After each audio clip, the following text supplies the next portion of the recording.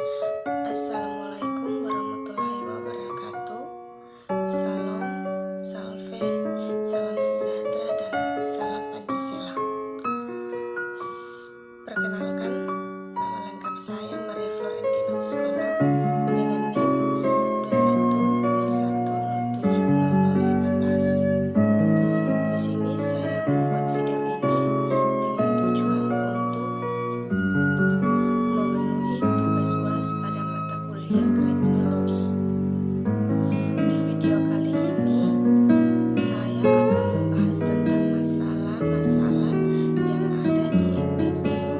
Sebelumnya Pak sudah memberikan 5 bentuk masalah yang akan dibahas dengan mengaitkan antara masalah tersebut dengan teori-teori kriminologi yang sudah saya pelajari selama perkuliahan.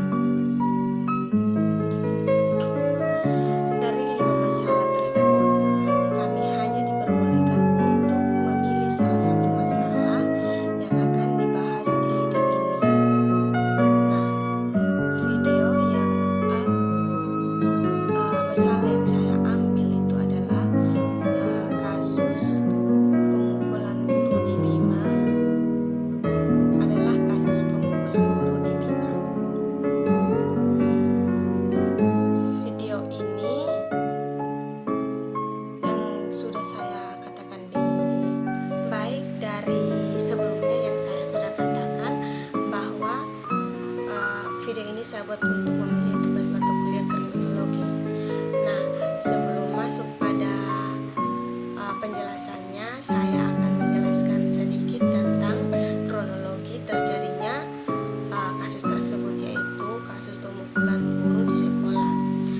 Dari yang saya baca bahwa kasus pemukulan guru di sekolah itu di Bima itu dilakukan oleh seorang siswa kepada gurunya. Nah, sebagai murid yang baik dan teladan, ketika kita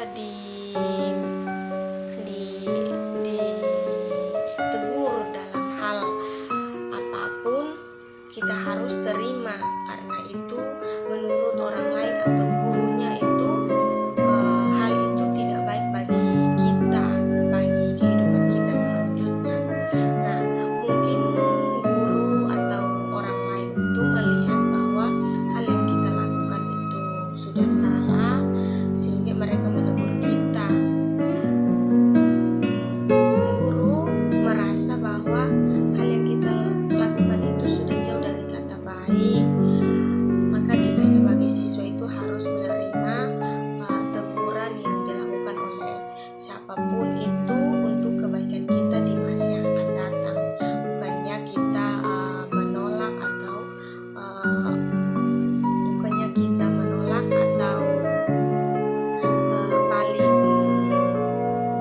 menolak atau tidak terima dengan teguran tersebut, karena teguran tersebut itu yang akan membuat kita atau menjadikan kita sebagai pembelajaran hidup ke depannya.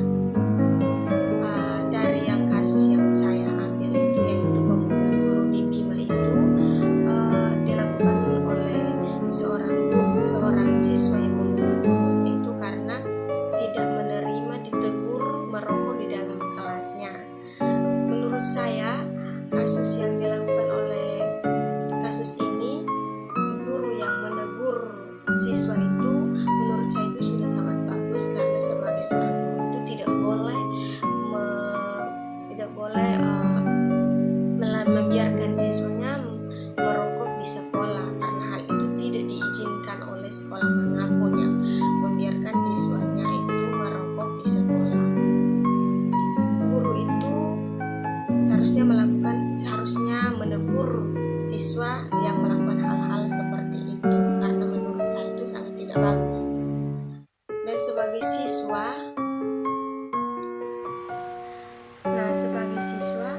jika kita ditegur oleh guru kita, maka kita harus menerimanya, bukannya melawan.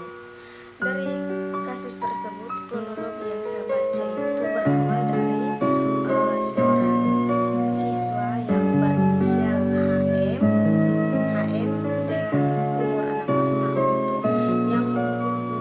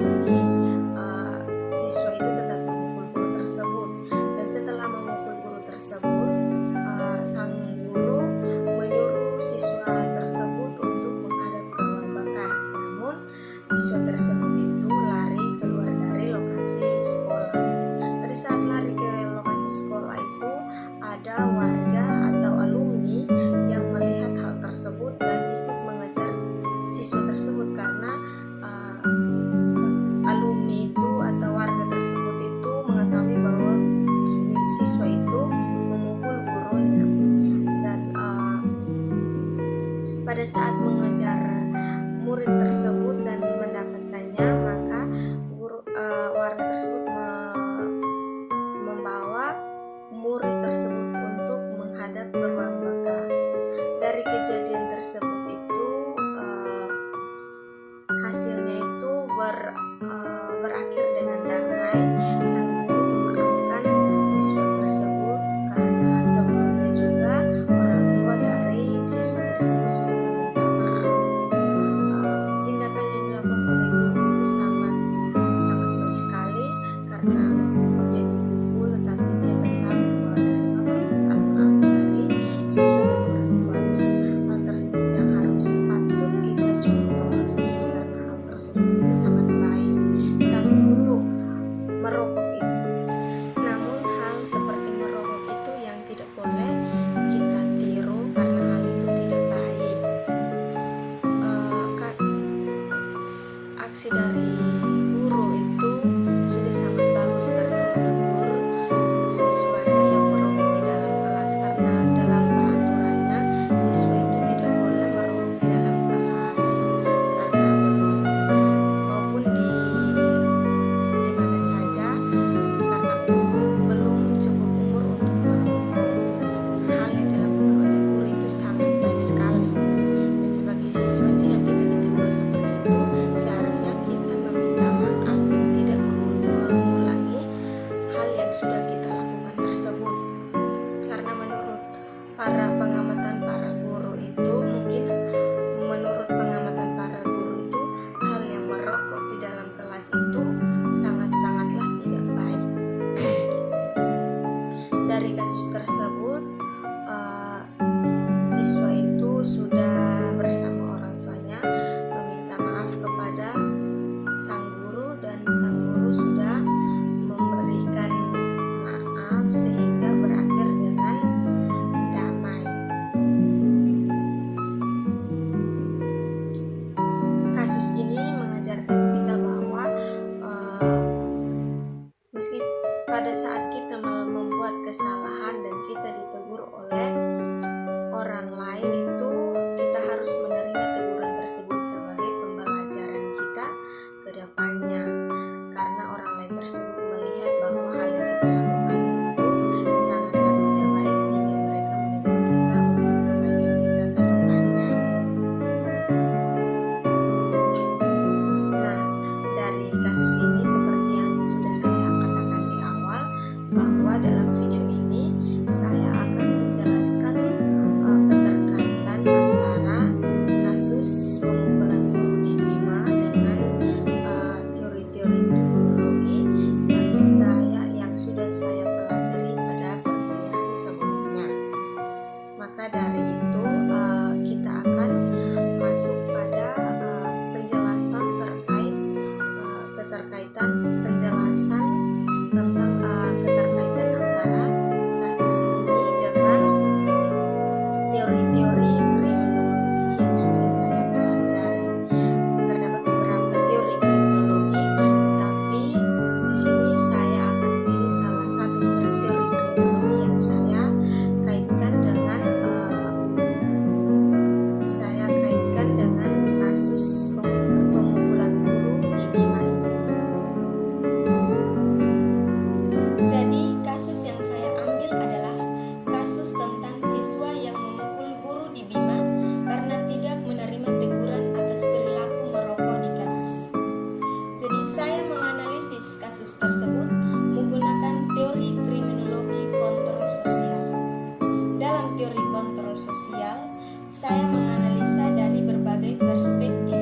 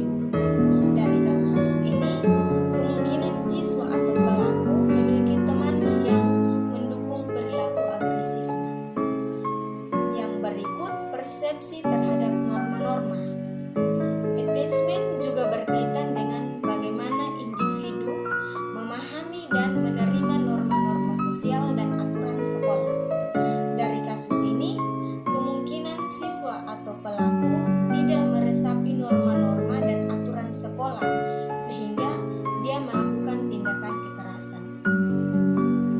Adapun upaya pencegahan terhadap kasus siswa yang memukul guru di Bima, yaitu yang pertama, melakukan pendidikan tentang dampak sosial.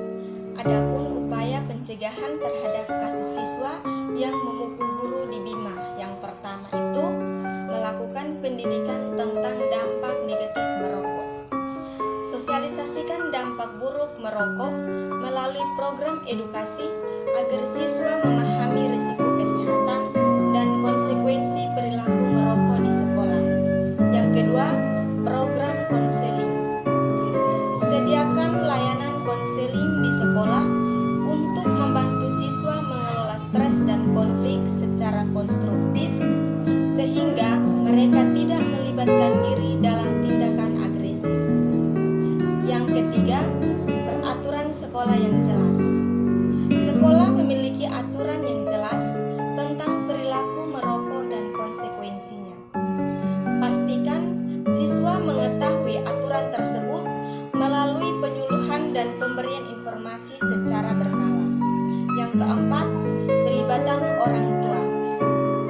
Libatkan orang tua dalam proses pendidikan terkait perilaku siswa. Komunikasi yang terbuka antara sekolah dan orang tua dapat membantu mencegah perilaku agresif. Yang kelima, penguatan etika dan nilai. Tingkatkan pendidikan karakter untuk memperkuat nilai-nilai etika seperti penghargaan terhadap otoritas guru dan resolusi konflik tanpa kekerasan. Yang keenam, melakukan pelatihan keterampilan sosial.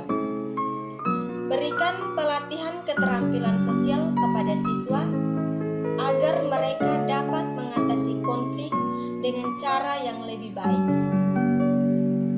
Dari kasus tersebut, ada penindakan yang harus dilakukan adalah yang pertama, tindakan disiplin.